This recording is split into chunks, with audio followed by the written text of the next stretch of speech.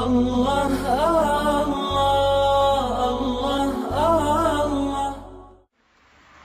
اگر یہ بستی جیسوں والے تقوی اختیار کرتے تو ہم ان کے لیے آسمان سے رزق کے دروازوں کو کھول دیتے۔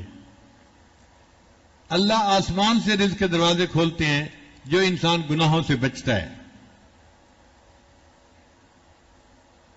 اللہ رب العزت قرآن مجید میں فرماتے ہیں وَمَن يَتَّقِ اللَّهَ، اور جو اللہ سے ڈرنے والا بندہ ہو يَجْعَل لَّهُ مَخْرَجًا، اللہ تعالیٰ اس کے لیے مخرج بنا دیتا ہے، وَيَرْزُقْهُ مِنْ حَيْثُ لَا يَحْتَسِبُ، اور ایسی طرف سے رزق دیتا ہے جس کا اس کو گمان ہی نہیں ہوتا۔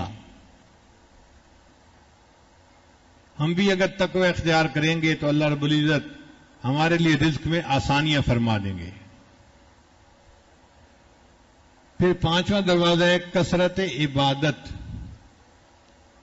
پانچواں دروازہ کون سا ہے؟ کثرت عبادت، ٹکا کے کرنا، نفل پڑھنا، نمازیں پڑھنا، تلاوت کرنا، خوب جی بھر کے عبادت کرنا، اس سے بھی رزق دروازے کھل جاتے ہیں۔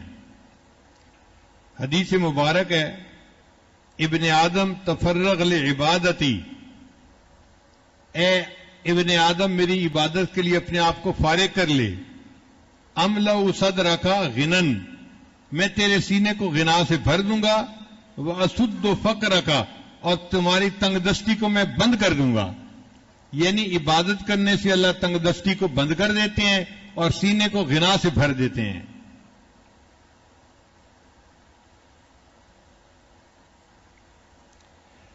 اور آگے حدیث پاک میں ہے اگر تو ایسا نہیں کرے گا تو میں تیرے ہاتھ کاموں میں الجھا دوں گا اور لوگوں کی طرف تیری محتاجی کو بھی ختم نہیں کروں گا۔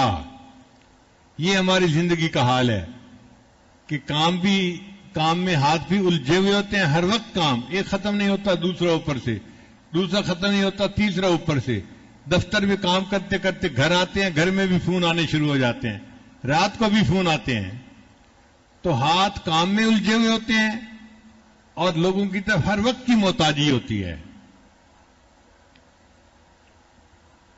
یہ ترمذی شریف کی روایت ہے۔ تو کثرت عبادت کا پانچواں طریقہ نہیں، رزق کی فراخی کا پانچواں طریقہ کثرت عبادت ہے، عبادت کی کثرت کرنا۔ اور آج ہماری عادت ہوتی ہے کہ باقی نماز تو چلو پڑھ لی، نفل چھوڑ دیتے ہیں۔ عشاء کی نماز 9 رکعت، 4 رکعت فرض، 2 رکعت سنت اور 3 رکعت وتر، چل 9 رکعت پڑھ کے فارغ ہو گئے۔ تو جب ہمارے اندر عبادت کا شوق اور ذوق ہی نہیں تو رزق میں فراخی کیسے ہوگی؟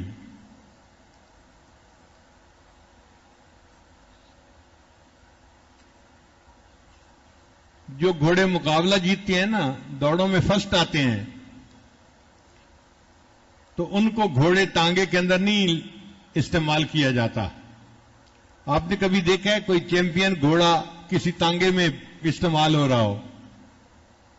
تانگے میں تو استعمال ہوتے ہیں وہ گھوڑے جو کسی کام کے نہیں ہوتے، 20-25 ہزار روپے کے مل جاتے ہیں، اور جو بھاگنے والے اور ریکارڈ بنانے والے گھوڑے ہیں وہ تو 50 لاکھ کا گھوڑا، 60 لاکھ کا گھوڑا، 2 کروڑ کا گھوڑا، اتنی قیمت ان کی لگتی ہے۔ کیوں؟ وہ بھاگنے والے اور ریکارڈ بنانے والے گھوڑے ہوتے ہیں۔